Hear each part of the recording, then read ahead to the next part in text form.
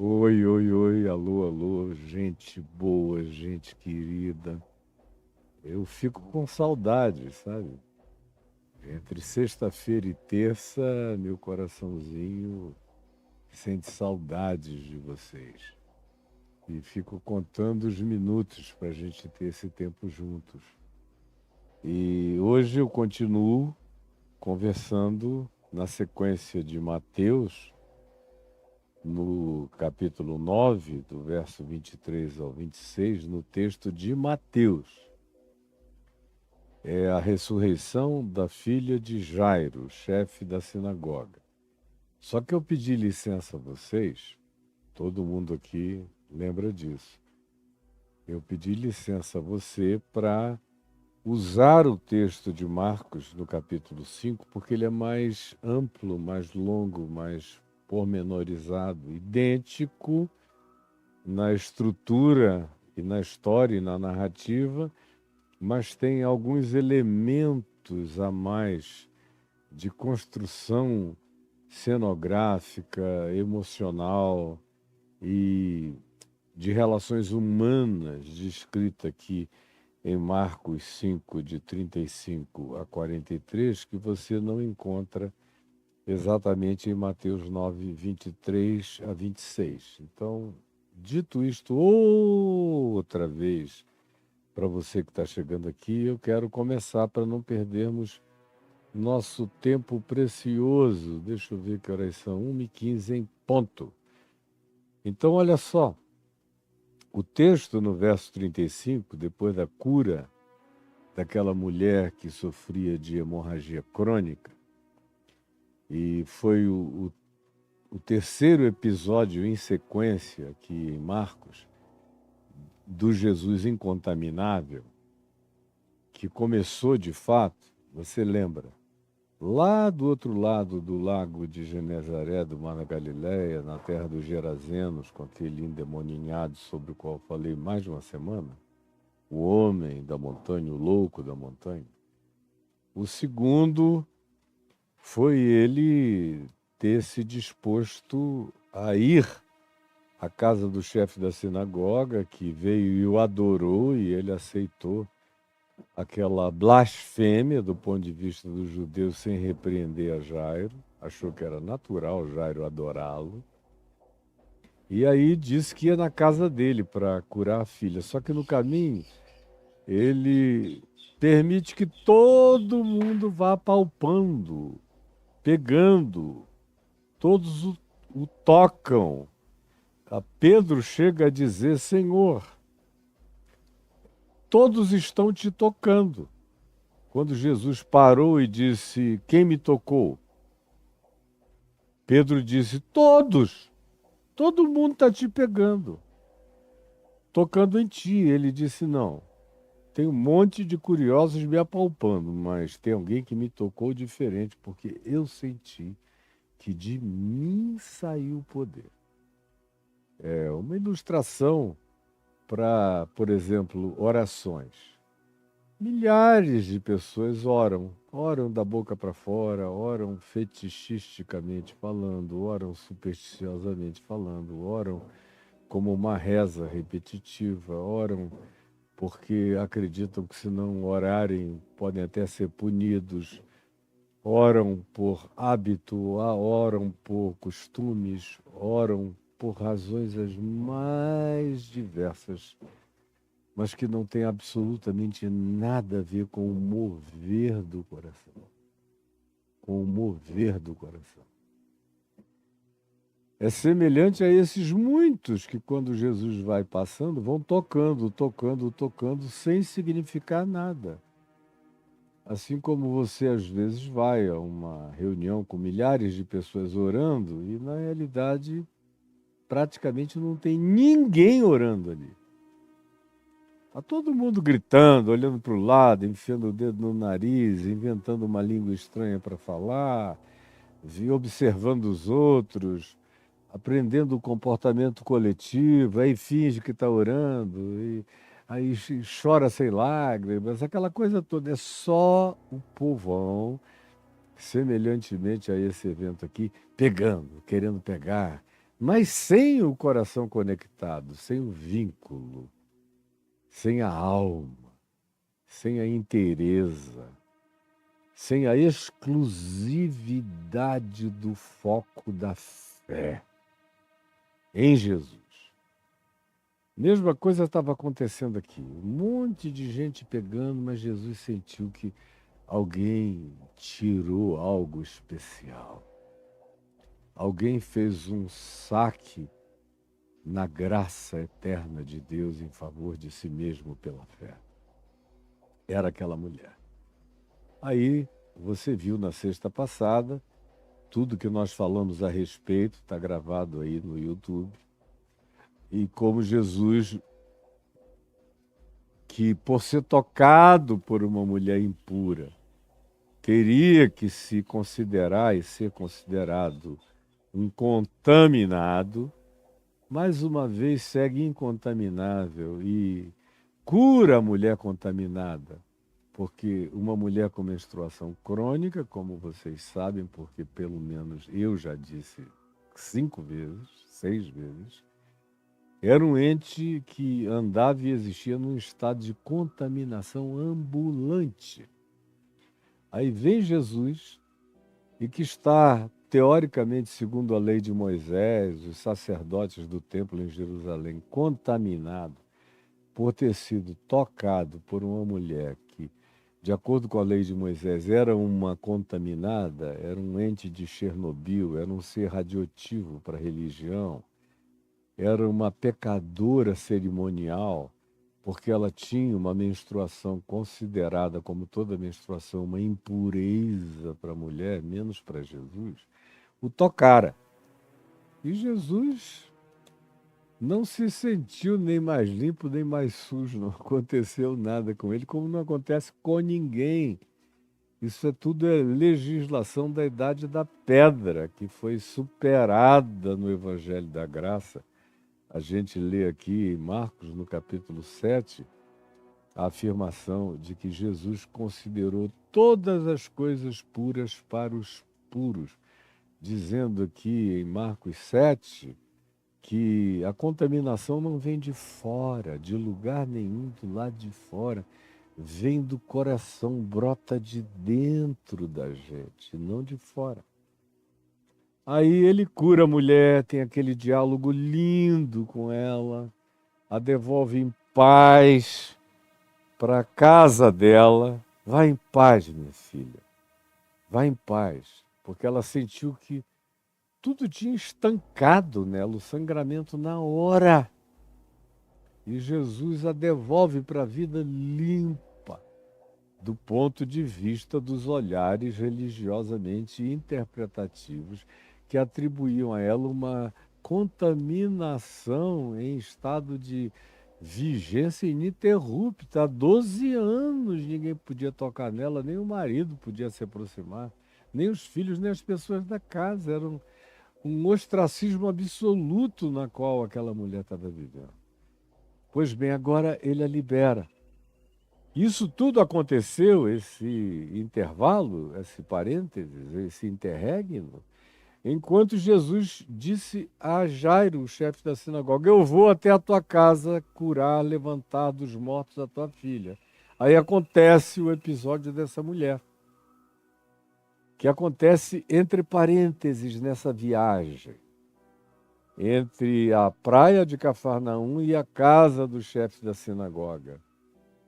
Lugares que não eram tão distantes, tudo muito próximo, com aquela multidão enorme, cercando, pegando, apalpando, fetichizando. É uma loucura. Onde há multidão, pode existir muita pureza no coração de alguns, mas na maioria das vezes as multidões só sabem criar fetiches, superstições e viverem da impressão fácil da ilusão. É isso que acontece com quase ou com toda a multidão. Onde você vira uma multidão, saiba, ali habita, na maior parte das mentes, a mais profunda alienação.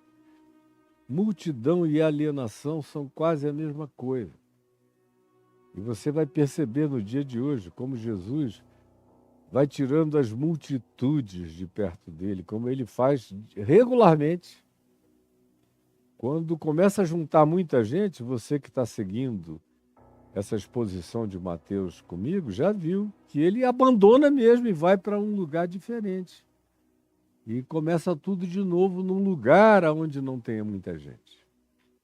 Pois bem, aqui as multidões estão em cima.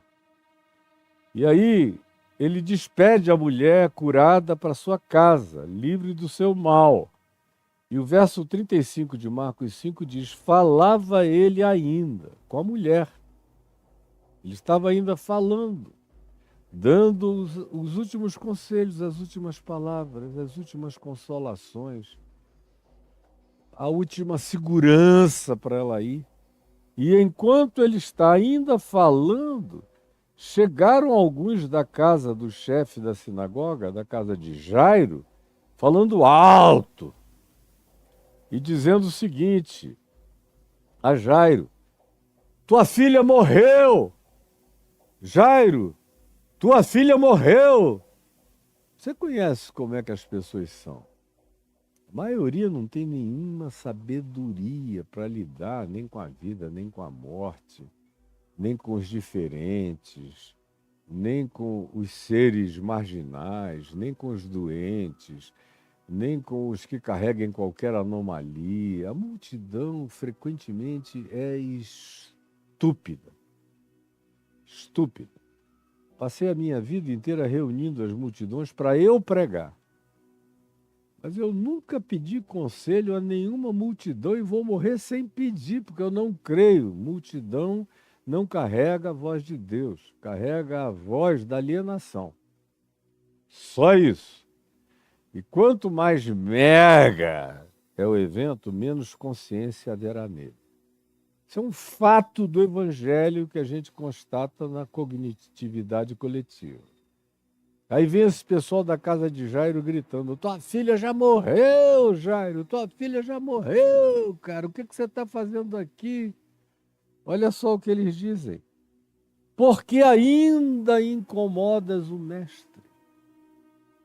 Como se Jesus fosse mestre apenas para vivos, para problemas menores, para circunstâncias menos gravosas, de qualquer que fosse a natureza, especialmente médica. Eles vêm dizendo: ó, já era, ela já morreu. Por que tu ainda estás pedindo a ele para ir até a tua casa? Para encontrar uma defunta de 13 anos de idade? É para isso? Mas Jesus, e aí eu adoro essas adversativas do Evangelho, mas Jesus se interpõe, entra, mas Jesus, sem acudir, sem dar a mínima, sem acudir, sem prestar atenção, sem levar em consideração, sem dar nenhuma importância ou relevância a esse papo da morte, a essa confissão dos que lidam exclusivamente com a morte como finalização de todas as coisas, sem dar a mínima importância para eles que só existem entre o berço e a sepultura e que não tem esperança para nada, nem para a vida entre o berço e a sepultura, que eles não sabem nem essa vida entre o nascer e o morrer, sabem vivê-la, sem dar a menor importância, sem acudir a tais palavras. Preste bem atenção, sem acudir a tais palavras. Eu fico vendo a quantidade enorme de pessoas que vivem de acudir, de ouvir, de dar atenção, de acolher, de guardar todas as palavras, de onde quer que elas venham, são seres de impressões. Esses seres de impressão, em geral, não recebem quase nada na vida de bom, de Deus, de graça. porque vivem tomadas pela gritaria das multitudes, ou pelas falas dos grupos radicais, peremptórios. Acabou, já era, morreu, não tem mais esperança.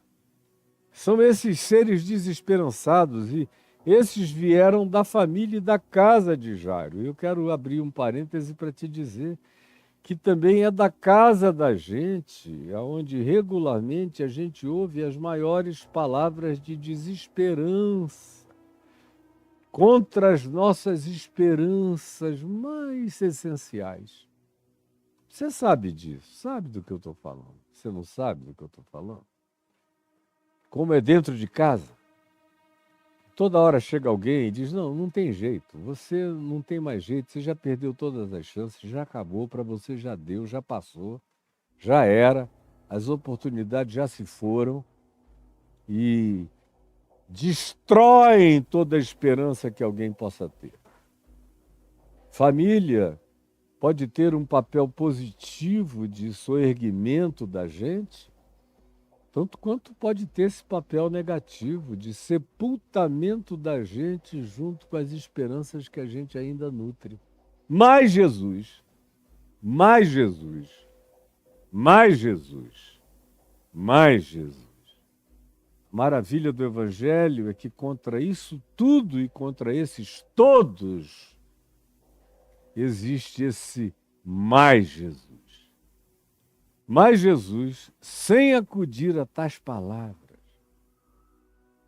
porque não teve ninguém que tenha conseguido fazer a cabeça de Jesus, ninguém, nem a mãe dele, que uma vez quis prendê-lo, acusando de estar louco junto com os irmãos, está aqui em Marcos, no capítulo 3, um texto que se você voltar 2 páginas você lê, não deu a mínima.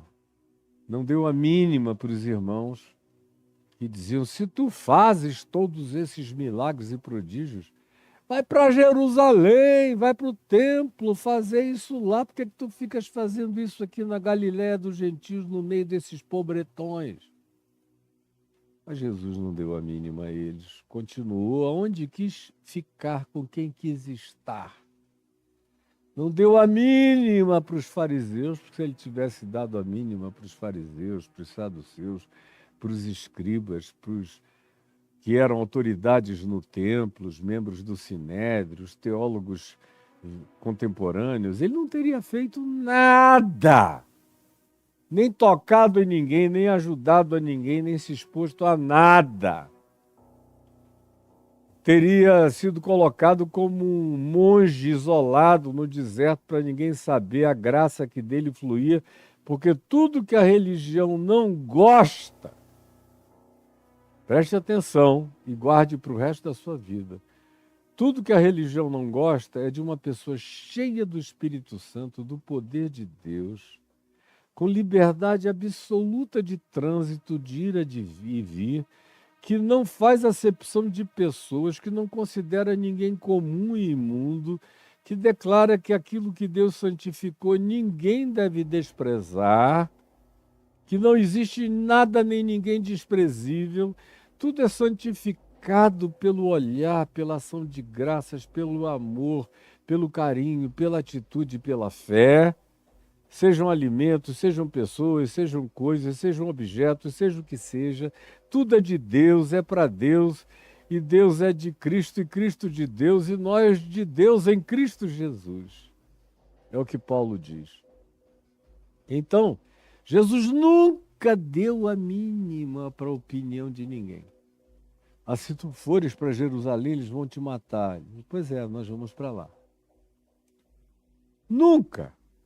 Até mesmo quando as mulheres de Jerusalém estavam chorando enquanto ele carregava a cruz, você vê que ele, nem esse clamor, esse sofrimento materno das mulheres vendo carregar a cruz, atravessando Jerusalém, indo para o lugar da crucificação, para o Gólgota, e choravam, ele parou e disse, filhas de Jerusalém, não choreis por mim não!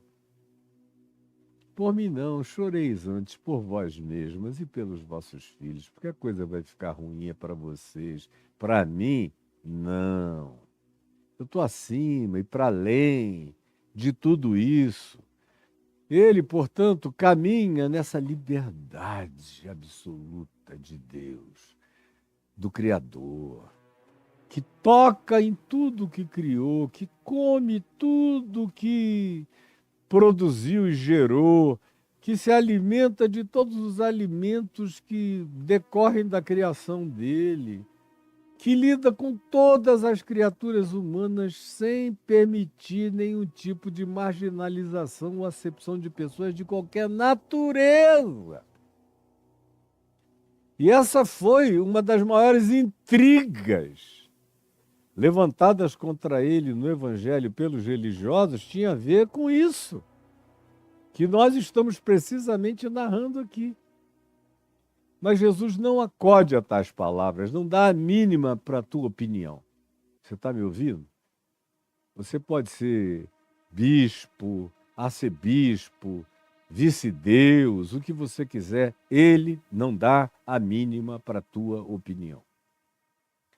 Ele não dá a mínima para a tua opinião, nem para o concílio da tua denominação, nem para a junta dos diretores do teu grupo, nem para a opinião do mundo inteiro, criando um consenso contra o Evangelho. Para ele e nada é a mesma coisa. Meta isso na sua cabeça, a tua opinião não presta para nada. Você pode ter a opinião mais gritada e mais ousada. Procure um buraco profundo e a enterre. Porque para Jesus, a tua voz não sai de lugar nenhum para além da tua boca. E você se alimenta da sua própria estupidez. E vai ficando ogro conforme a sua própria ignorância confessada, declarada, como se fosse uma opinião de fé e de sabedoria, e você vai virando um ser de coração empedrado, uma pessoa cuja voz não se faz ouvir nos céus. Jesus não deu a mínima. E disse ao chefe da sinagoga, ao Jairo, não temas, não temas. É que é uma coisa que morreu entre nós. As pessoas vivem cheias de medo. Medo de tudo, medo de viver, medo de morrer, medo de amar, medo de crer, medo de obedecer o Evangelho de Jesus contra a doutrinação da igreja. Ficam achando que é mais vantagem obedecer a doutrinação da igreja do que obedecer o Evangelho de Jesus, que é liberdade pura, absoluta e segurança total, ancoragem no trono de Deus que nos dá paz acima de todo entendimento. Mas preferem a opinião de qualquer maluquinho, doidinho, que não tem informação em coisa alguma, nem o pai, nem a mãe, nem ninguém na casa dele o respeitam. É um ser totalmente abjeto, mas tomou o poder em algum lugar e reuniu algumas centenas de ignorantes e alienados, se tornou o dono dessas almas. E essas pessoas podem vir aqui, me ouvir, com o Novo Testamento aberto, seguindo e vendo que eu não estou falsificando absolutamente nada, que eu digo exclusivamente o que Jesus fez, praticou e ensinou, mas ainda assim elas preferem tentar esquecer isso e gudunharem e se agarrarem aos ensinos da maluquice, da sandice religiosa. Porque é assim que a mente vai ficando quando entra nesse processo de lavagem cerebral. Jesus disse a Jairo, depois que esses membros da família dele, da casa dele, da parentela dele, vieram e disseram, ela morreu, para com isso, já era, fique resignado, resigne-se, sua filha morreu, você tem que sepultá-la, acabou essa história aqui com Jesus. Ele é mestre, ele ensina, ele fala bonito, é tudo lindo que ele diz, Ele até cura pessoas, mas morto, não. E botam um limite. A religião sempre impõe limite a Deus, assim como a família da gente. Pode até acreditar na conversão de muitos outros, menos na sua, dentro da sua casa. É o lugar mais difícil de você se fazer crer, acolher e aceitar. É dentre a sua parentela, é no meio daqueles que viram você crescer, como Jesus diz aqui em Marcos 6. E admirou-se da incredulidade deles, daqueles que o viam crescer, que conheciam a família dele e que fecharam o coração a ele. E disse que ninguém é profeta na sua própria terra. É o que está acontecendo com Jairo aqui. Chega o pessoal e diz, acabou a tua esperança. Como muita gente já chegou para você e declarou que a sua esperança era finada, estava acabada, você não tinha alternativa, que para você não tem salvação. Eu não é assim. Eu sei que é assim. Eu sei que é assim. Pois bem, Jesus volta-se, interrompe o fluxo da negatividade desgraçada da família e da parentela e diz, Jairo, não tenhas medo. Não tenhas medo. Crê no meu amor. Eu te disse que eu estou indo à tua casa levantar tua filha. Ela pode estar dormindo, sonâmbula, morta, podre, seja como seja. Eu é que estou indo. Crê no meu amor, crê em mim. Não tenhas medo das vozes das multidões, nem das ameaças de morte ou da falência.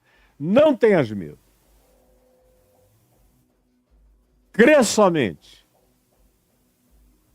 Não abre espaço na mente e no coração, não abra espaço na mente e no coração para qualquer que seja a intromissão duvidosa. Não permitas. Crê somente. É tudo que você tem que fazer é crer. Sem teologizar, sem racionalizar, sem buscar um consenso familiar, sem buscar uma média ponderada da multidão de Cafarnaum, sem consultar os outros líderes da sinagoga para saber a opinião deles. Não, nada! Não temas, olha para mim, crê em mim, crê somente. Crê somente. Essa é uma das palavras mais poderosas. É esse crer somente. Porque quando a gente aprende a crer somente, não existe mais nada que se interponha entre nós e o objetivo da fé garantida, bancada, validada por Jesus, que está dizendo: o meu amor lança fora o medo. O verdadeiro amor lança fora o medo. Não tenhas medo, olha para mim, confia em mim. Crê somente. Aí o verso 37 diz, contudo, quando Jesus tem um contudo sempre para as multidões. Você lê os evangelhos, você vê que as multidões não têm esse lugar de grandeza quantitativa na vida de Jesus. Ele vai jejuar, ele vai sozinho.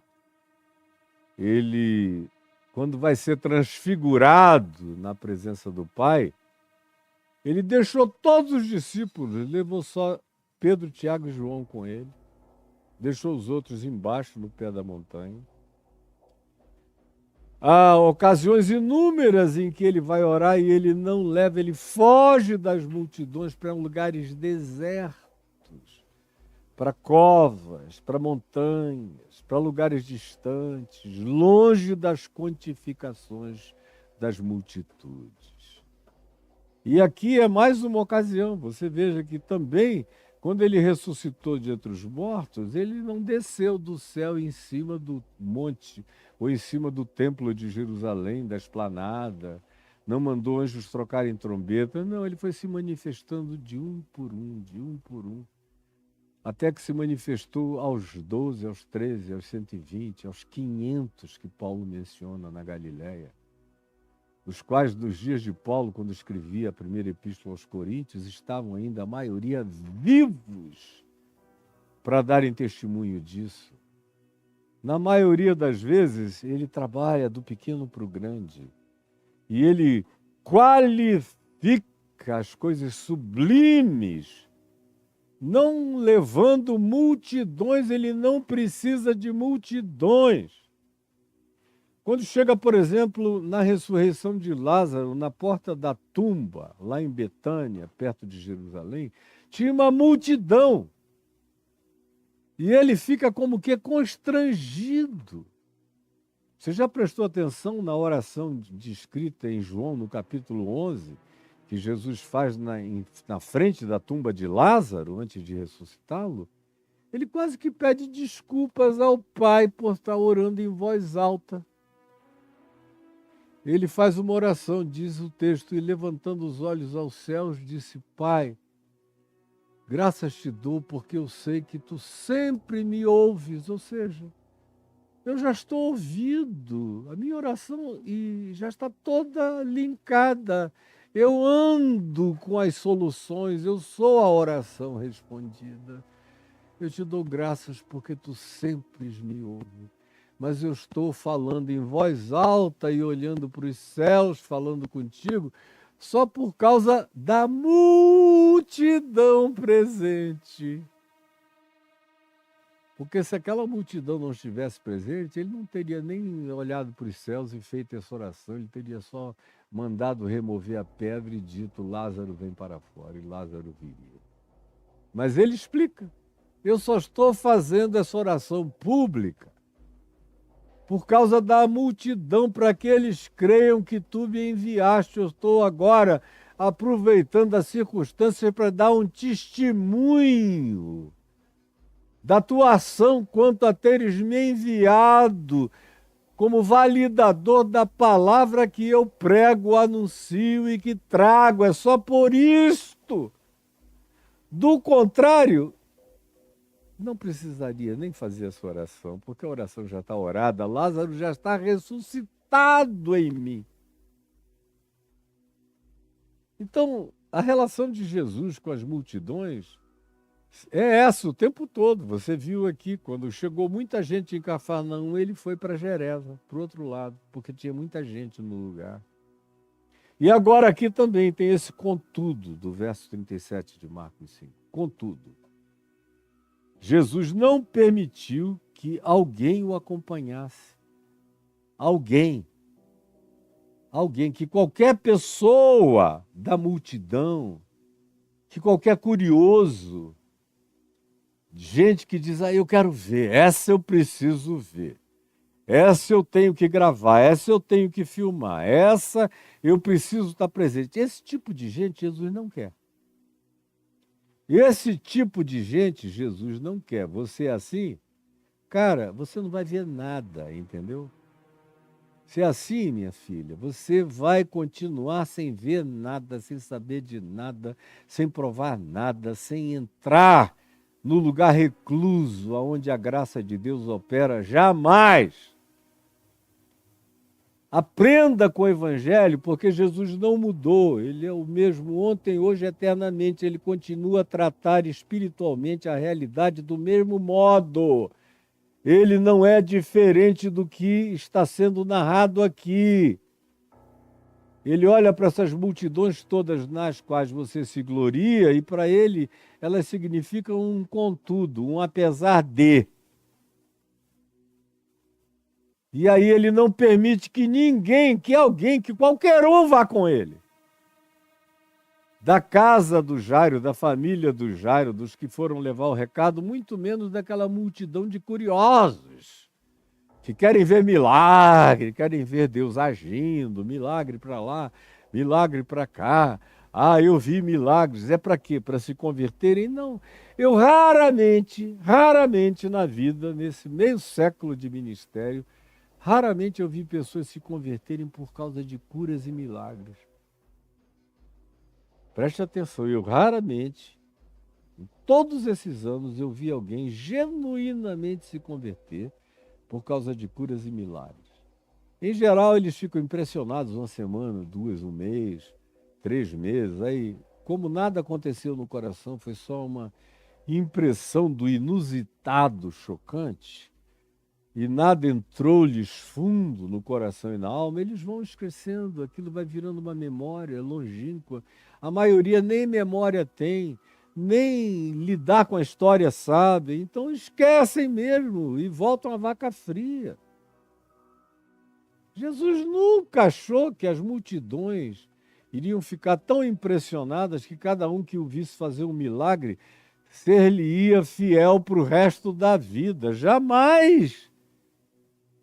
Diz o texto aqui em João, um texto precioso, no início do Evangelho de João, que Jesus não se confiava às multidões, porque ele bem sabia como era a natureza humana. Guarde isso. Aqui no Evangelho de João, Jesus mesmo não se confiava à opinião das multidões, porque ele mesmo sabia como era a natureza humana, fugidia, esquecediça, leviana, vazia, superficial, oca, desmemoriada, alzaimada por autodeliberação, ingrata, irreflexiva. É bonito a gente ver a multidão, mas agora, pobre daquele que confia a sua vida, as suas esperanças às multidões. Eu, pelo menos, nunca coloquei um pingo de esperança em nenhuma multidão e eu vivi. Para quem me conhece hoje não está sabendo de nada, mas eu vivi a minha vida inteira cercada de milhões de pessoas por ano. Literalmente eram 10, 15, 20 milhões. Houve anos de 15 milhões de pessoas virem ao vivo me assistir. Fora as que me assistiam na TV, ouviam no rádio, liam os livros, artigos, não sei o quê. Eram milhões e milhões e milhões aqui no exterior. Eu nunca me amparei nas multidões, porque eu aprendi com Jesus que multidões não são confiáveis. E que quando muita gente chega e desconfia na gente, estamos juntos, Caio. Para mim, isso e nada é a mesma coisa. Esse TJM que o pessoal manda, TJM, estamos juntos, lá. O TMJ, sei lá o quê. Eu não dou a mínima. Não dou a mínima. Eu tenho confiança maior em alguns amigos, mas confiança absoluta em ninguém, só em Deus. Só nesse que me diz, não temas, Caio, crê somente. Nesse eu me jogo de cabeça no abismo, sabendo que eu estou amparado. Contudo, Jesus não permitiu que alguém o acompanhasse. Nem a companhia desse pessoal ele queria. Atrapalha. Essa energia ruim, essa vibração ruim, essa antifé, essa incredulidade, essa duvidosidade, essa vontade de observação de quem olha à distância só para querer ter narrativa, narração, história, news para contar e até para aumentar, esse pessoal Jesus não quer junto. Eu não quero junto. Eu não ando com gente assim. Quando eu começo a sacar e a sentir que o indivíduo é assim, eu vou ficando distante. Eu coloco a minha distância regulamentar. Oi, tudo bom? Deus te abençoe. Bem-vindo, ouça, assista, participe. Agora, entrar na minha vida, na minha casa, comer na minha mesa, ser alguém que fica sabendo do que eu estou precisando ou dos meus pedidos de oração, não. Você mesmo que me acompanha aqui, você me vê pedir publicamente oração muito poucas vezes, em geral, só por coisas que podem interessar um grupo maior. Porque aquilo que é absolutamente pessoal e particular e familiar, eu não peço oração a ninguém. Eu oro com a minha mulher e peço aos meus filhos para orarem por nós e ninguém mais. Ninguém mais. Se alguém chegar e dizer, não, o Caio me ligou pedindo oração por ele, pela Adriana, por um filho assim, assim, saiba que é mentira, não aconteceu. Porque eu não faço assim, eu aprendi com Jesus.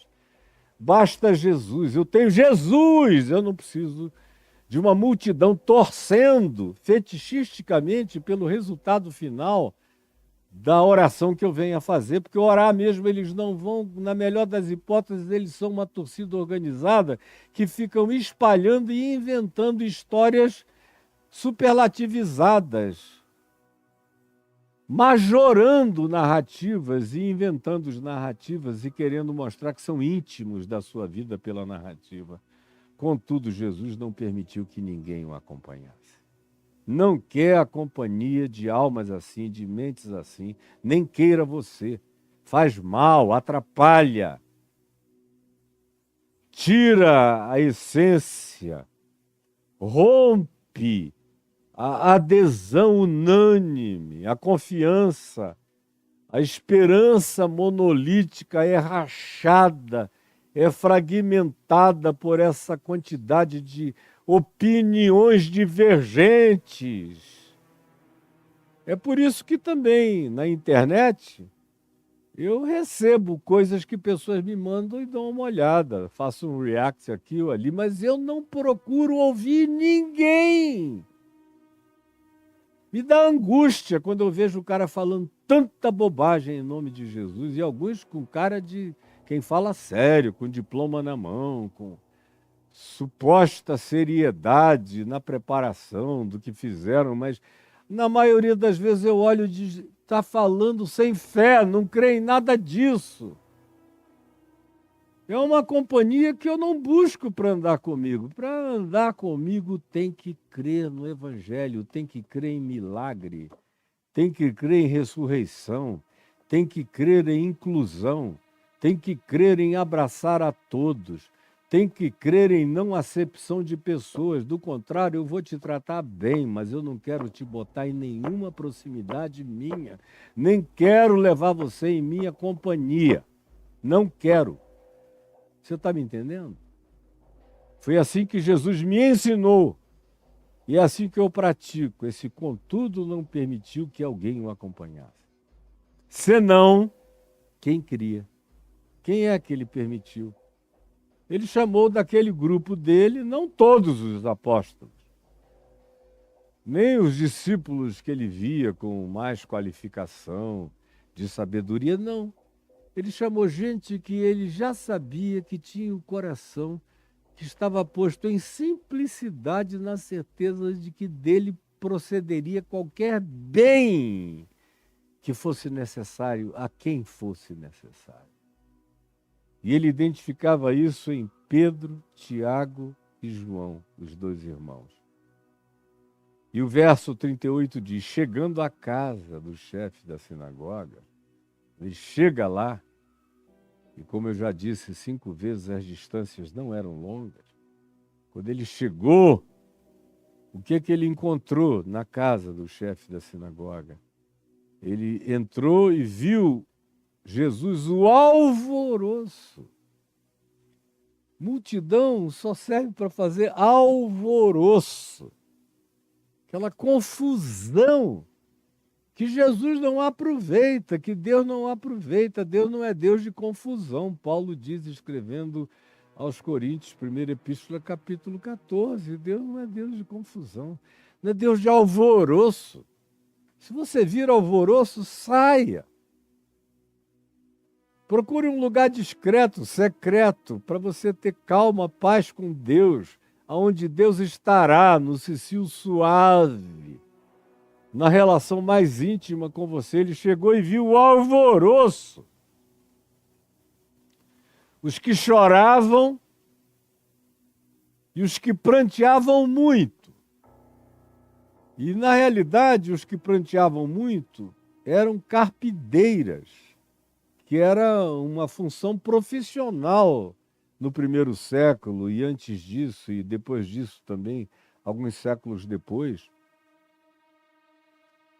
Essa cultura de ter gente que vai para o velório para chorar. São choradores profissionais, assim como a gente tem nas reuniões de oração, os choradores profissionais. Lágrima nenhuma. Na família, como era uma criança da família que tinha morrido, tinha gente chorando com sinceridade. Mas também tinha o alvoroço dos carpideiros e das carpideiras. Aquela gritaria que parece solidariedade, mas se você espremer não tem sumo, não tem essência de nada. Quando saírem dali, vai cada um para a sua loucura, sem guardar nenhuma memória de coisa alguma. E Jesus sabe como é a natureza humana.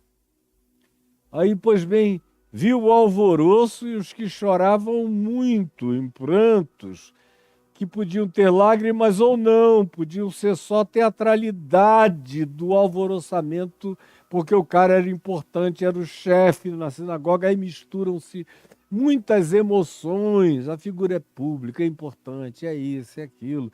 Tem um monte de teatro nesses fenômenos feitos em nome de Jesus, em nome de Deus. Só que Jesus mesmo não está nem aí para isso e manda sair. Como diz o verso 39, ele viu e ao entrar na casa, lhes disse a todos,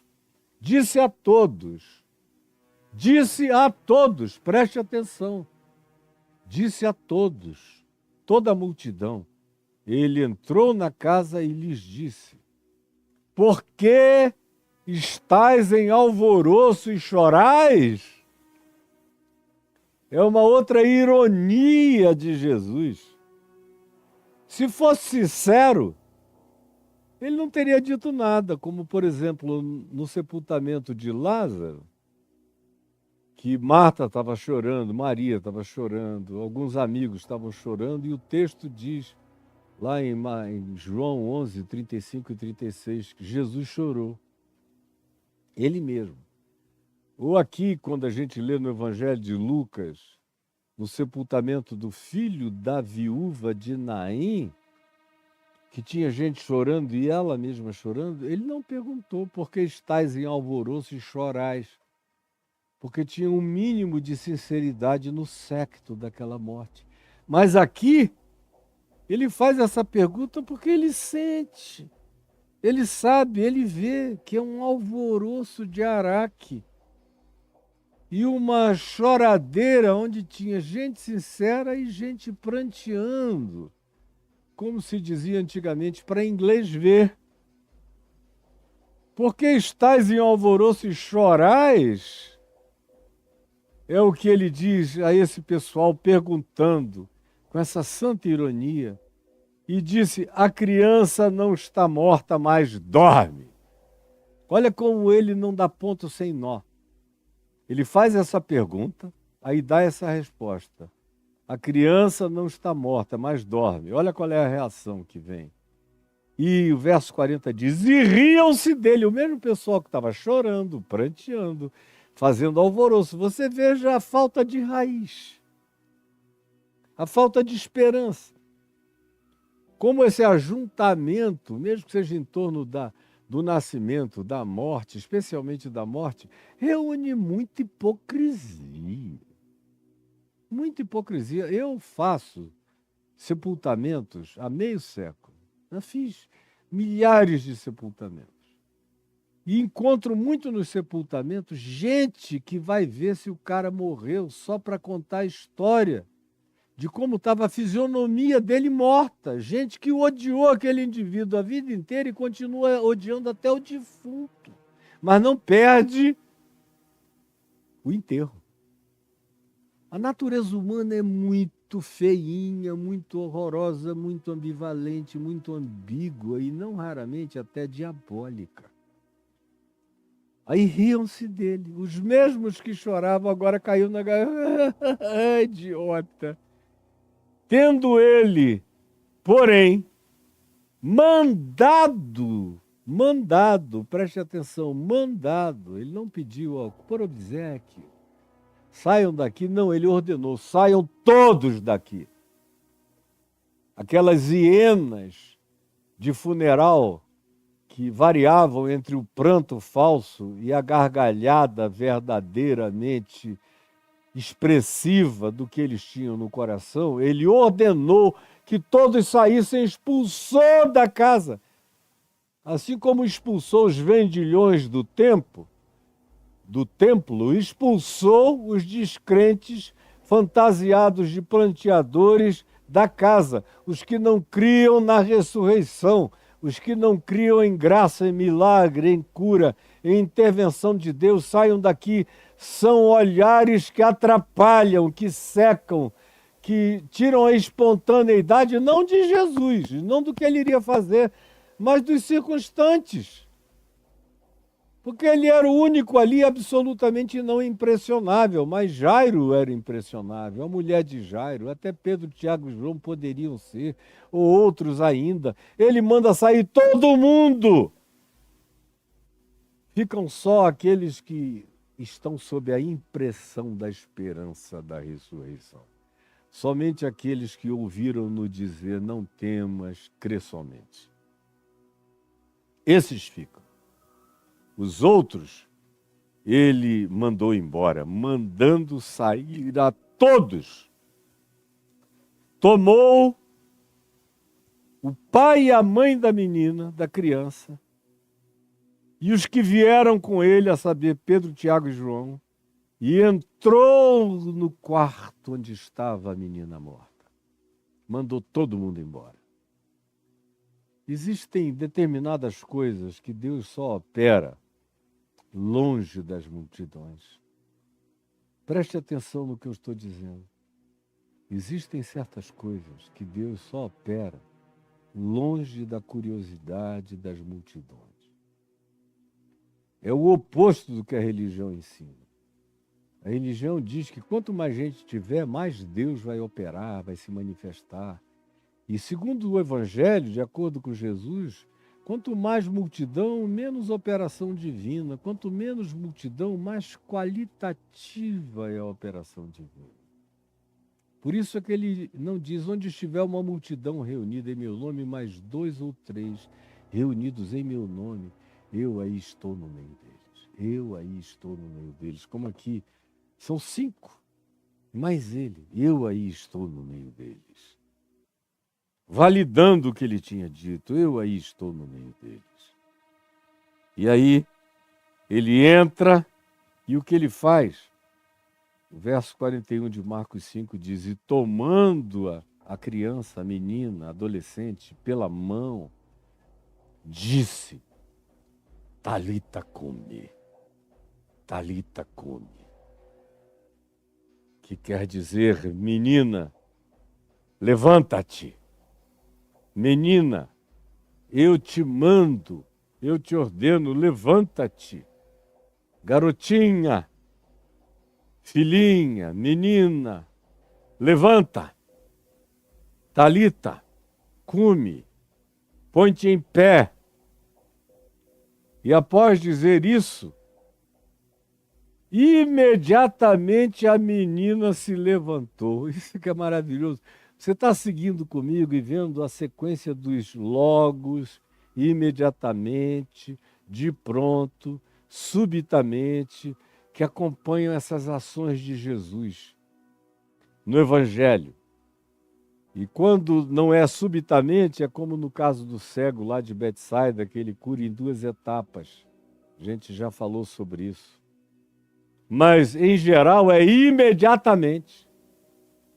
É pronto. É logo. Portanto, imediatamente a menina se levantou e pôs-se a andar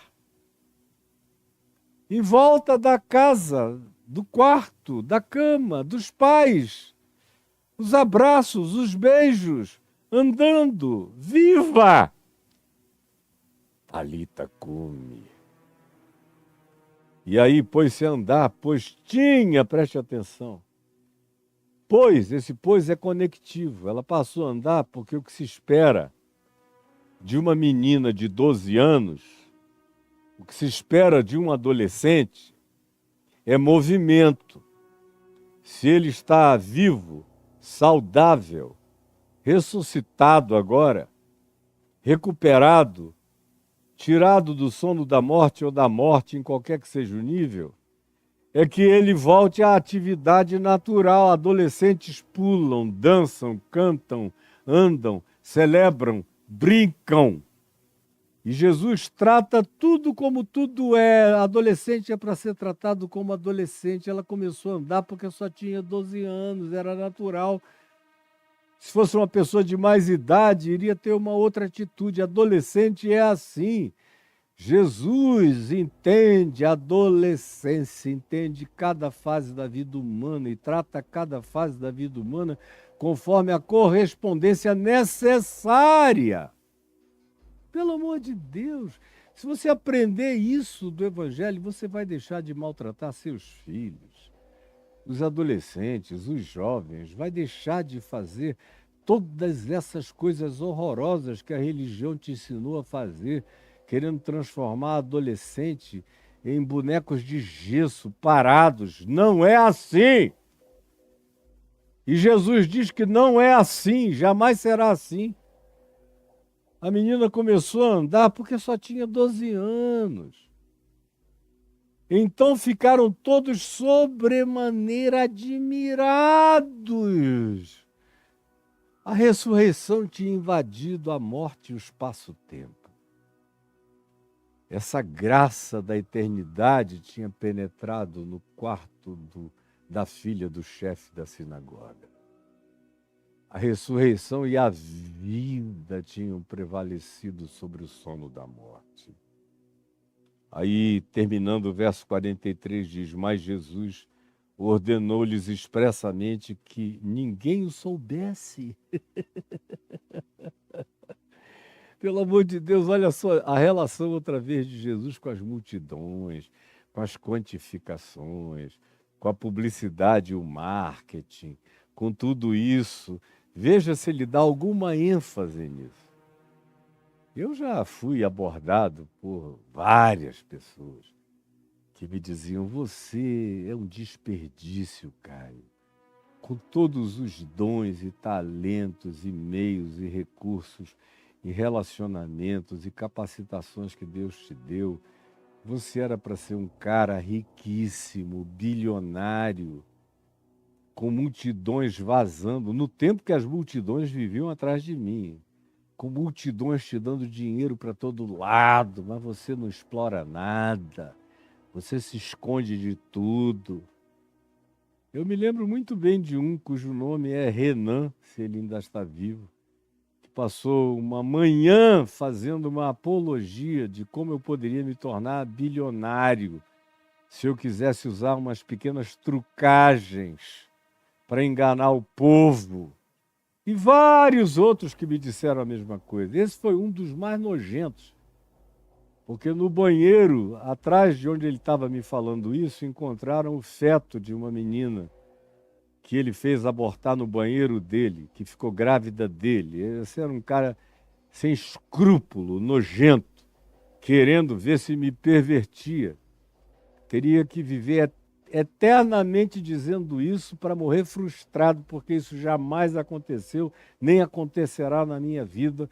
Nada de qualquer coisa maligna vai se misturar na minha existência com o nome de Jesus. Jamais foi, jamais será, em nome de Jesus. Jesus ordenou-lhes expressamente que ninguém o soubesse. E Jairo olhou para a mulher dele: como é que a gente vai fazer? A gente vai dizer que ele esteve aqui, pegou pela mão, disse Talita cumi, ela levantou. Se perguntarem o que era, a gente vai dizer que não sabe. Não precisa dizer nada para ninguém, não precisa explicar nada. Jesus não precisa de explicação. Preste atenção. Jesus, está me vendo aqui? Não precisa de explicações a seu respeito. Não precisa de validações, não precisa que eu vá por aí fazendo apologia de como ele faz bem aos adolescentes, ressuscita os adolescentes. Não basta o pai, a mãe e os discípulos sérios saberem e pronto. O que basta para ele é que a menina tenha experimentado o benefício da ressurreição. Propaganda ele não está pedindo. Ordenou que ninguém o soubesse. Que eles não fizessem daquilo uma divulgação para a cidade inteira. Não precisavam dar testemunho no sábado seguinte sobre a ressurreição da filha do chefe da sinagoga, na sinagoga de Cafarnaum. Não precisa falar no assunto. Ele é aquele que disse: vinde a mim, todos vós que estáis cansados e sobrecarregados, e eu vos aliviarei. Ele diz: aprendei de mim, porque o meu jugo é suave, o meu fardo é leve. Aprendei de mim e achareis descanso para as vossas almas, porque o meu jugo é suave, o meu fardo é leve. E não quer que ninguém o exponha à publicidade, é só continuar lendo aí em Mateus 11. Como se diz que ele também não gritava nas praças, chamando atenção para ele mesmo. Ele começava com gente, com um, com dois, com três. Os outros iam vendo e a multidão ia chegando, mas ele mesmo não fazia essa propaganda alvoroçada. Ele não queria seduzir pelo marketing. Ele não queria seduzir por meio nenhum. Ele queria fazer o bem. E o bem que ele fazia é que trazia as pessoas. Era o bem que ele fazia que trazia as pessoas. Isso é absolutamente tudo. Portanto, ordenou que ninguém o soubesse e mandou, olha, preste atenção para eu concluir, aqui no TikTok já caiu, agora aqui para nós, no YouTube, onde é a plataforma oficial, a gente fica o tempo que quiser. E o verso 43 conclui dizendo, e mandou que ninguém soubesse, aliás, ordenou expressamente. É bem veemente essa ordem. Que ninguém o soubesse. E mandou que dessem de comer a menina. E se você ler o texto aqui de Mateus e de Lucas, diz, porque tinha apenas 12 anos. Ou seja, a garota tinha morrido provavelmente de inanição. Tinha faltado nela hormônios e ferratina e outras vitaminas, de modo que, por alguma realidade de oportunismo enfermiço, ela tinha ficado num estado convalescente e enfraqueceu tanto que morreu. Agora ela levanta com a energia da ressurreição, se põe em pé e começa a andar em volta. E Jesus não faz o que qualquer milagreiro diria, não precisa fazer mais nada, porque ela agora está cheia da energia da ressurreição. Não. Ele chega e diz, vão preparar um prato bem feito, comida, bebida, ela precisa comer, eu a ressuscitei, mas ela morreu de fraqueza, ela tem que se alimentar. O milagre tira da condição, mas é o tratamento diário que mantém a saúde. O milagre tira da condição negativa, mas é o tratamento diário que mantém a saúde. O milagre tira da condição negativa, mas é o tratamento diário que mantém a saúde. É isso que ele está ensinando. Se os religiosos aprendessem isso, não fariam as loucuras que fazem, nem contra si mesmos, nem contra os filhos. O que tem, eu ouço de histórias, as centenas de filhos de religiosos que morreram, que se arrebentaram, que ficaram doentes porque o pai dizia, a mãe dizia, filho meu não sofre de doença mental. E a criança estava precisando de ajuda psiquiátrica, de ajuda psicoterapêutica, de ajuda médico-clínica, de remédios, de vitaminas, de socorros para o corpo, mas que lhes foram proibidos, dos quais foram privados por causa do fanatismo religioso. Tem muito lugar onde, se você buscar ajuda médica e tratamento sério, sincero e verdadeiro, se alimentar bem e cuidar bem do seu corpo e da sua saúde, você é considerado uma pessoa carnal que não crê em Deus, como se você tivesse que viver só de luz fluorescente do teto do templo, como um jacaré no sol, com a boca aberta, sem matar nenhuma bactéria, sem receber nenhum benefício. E vão se tornando aqueles seres pálidos, brejeiros, religiosos, estranhos, que não vão à praia, não pegam sol, não nadam, não escalam, não fazem trilha, não tomam banho de cachoeira, quando toma é com roupa vestida de cima a baixo, ou então é gente cheia de pudores estranhos, esquisitos. Com Jesus, todavia, a existência volta ao normal. Com Jesus, a existência volta ao normal. Mas lembrem-se, a gente está falando de Jesus, o incontaminável. Ele está aqui, ele toma a menina pela mão.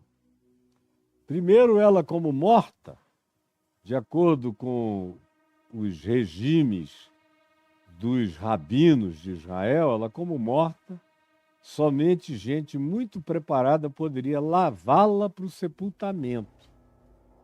E depois tinha que tomar banhos de purificação, porque tinha tocado no morto, e o morto era impuro. Isso em circunstâncias normais. Agora vem Jesus da terra dos Gadarenos, do homem louco que pegava em corpos de mortos e ficou liberto, e Jesus não tomou banho nenhum, atravessou para o outro lado, chega lá, chama Mateus, vai para uma festa, não se diz que ele foi em casa, se perfumou, trocou de roupa, não havia isso naquele tempo, para quem não fosse um fariseu fanático. E ele foi para a festa, comeu, bebeu, se alegrou, voltou, recebeu o pedido de Jairo, disse que ia lá curar a menina, é tocado por uma mulher impura que vazava menstruação há 12 anos, e não fica impuro porque é tocado, toca nela e não fica impuro, manda ela embora para casa e não diz, vai antes e toma um banho para ficar purificada. Não, a vida seguiria, ela tomaria o banho naturalmente, porque ninguém gosta de ficar melado de sangue. Mas não era para ficar purificado diante de Deus, não, porque o que nos purifica diante de Deus é um coração limpo, sincero, cheio de fé pura e simples na presença do nosso Deus e Pai. É só isso. O resto é mentira da religião. E aí ele, aqui de novo, toca no ser contaminado e toca o ser contaminado e é por ele tocado e não manda nenhuma recomendação cerimonial da lei de Moisés, só diz, façam uma comida gostosa e deem para ela que ela tem que se alimentar. E daqui para frente, preste atenção nessa garota, porque ela é adolescente que se alimenta muito, come bem, precisa se fortalecer, alimentem a filha de vocês. É um conselho médico de quem tinha o poder de ressuscitar dos mortos. Ressuscita dos mortos, mas manda comer. Ressuscita dos mortos, mas manda manter o cuidado, o tratamento, todas as delicadezas que o corpo necessita para se manter saudável. Entendeu? Se você entendeu, você não vai mais ficar impuro por nada nessa vida. Por nada. Eu, por exemplo, posso entrar e sair do inferno. Eu entro limpo e saio limpo. Posso fazer uma volta dentro do inferno interior, do Tártaros. Entro limpo e saio limpo.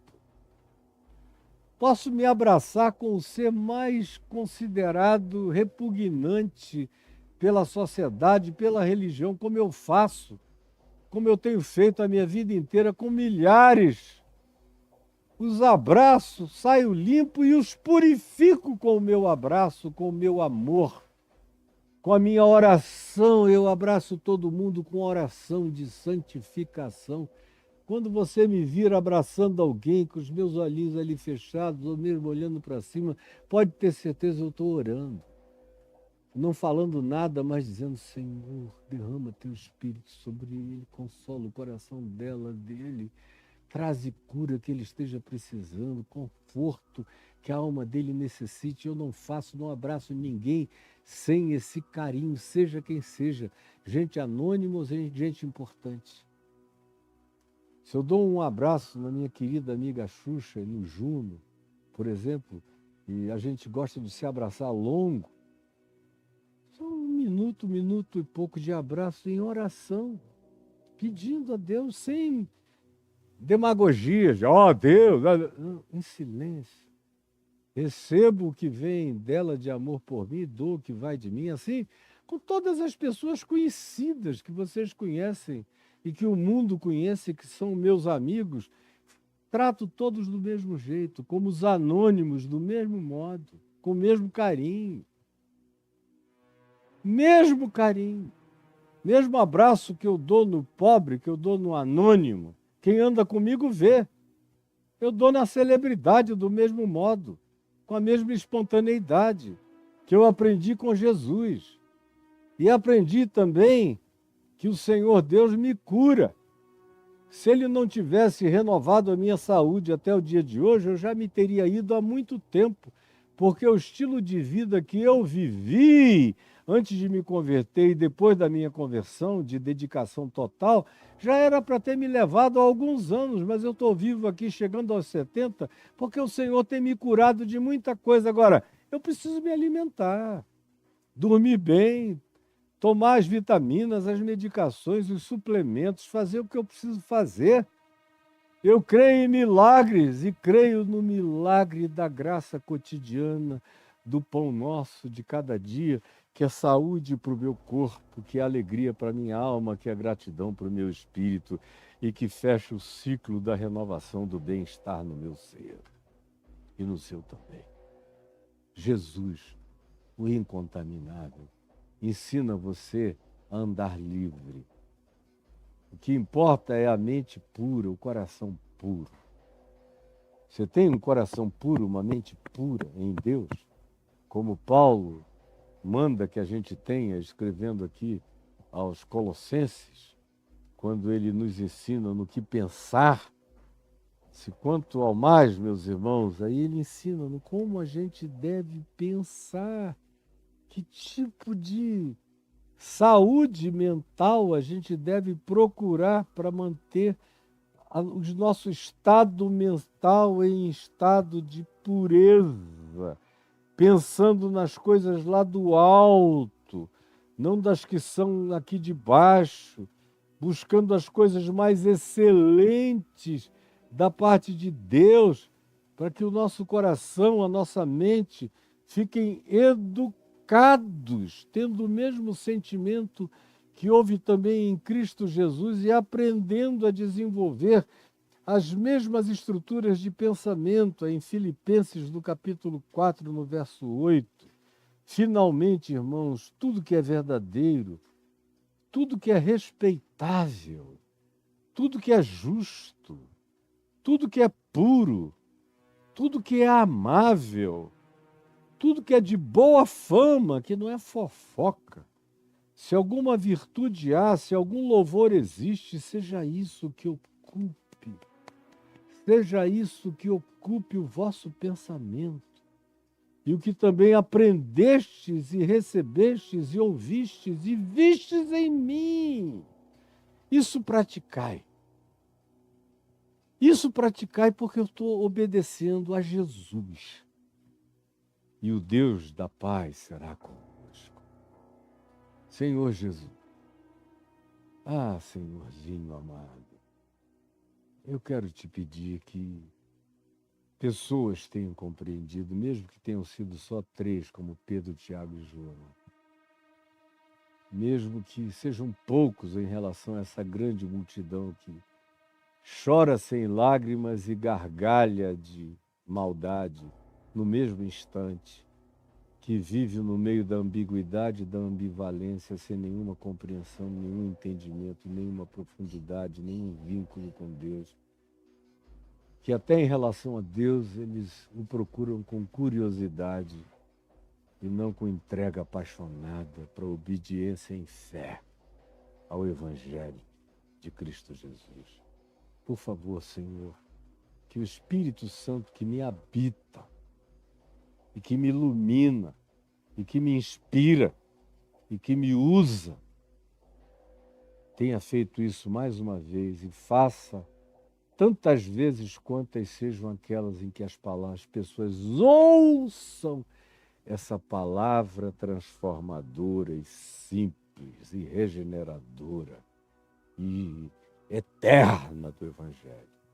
É o que eu te peço em teu nome, Jesus.